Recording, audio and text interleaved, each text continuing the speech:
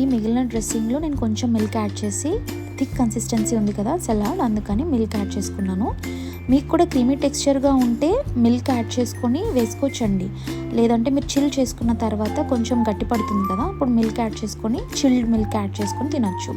టాపింగ్స్కి నేను dry fruits use చేస్తున్నాను. నేను ఇక్కడ వాల్నట్స్ యూజ్ చేయట్లేదండి, నాకు సలాడ్లో వాల్నట్స్ నచ్చవు.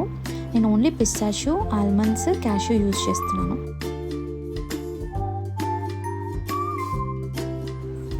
ఇది ఓవర్ నైట్ మీరు ఫ్రిడ్జ్లో పెట్టుకొని నెక్స్ట్ డే తినొచ్చు.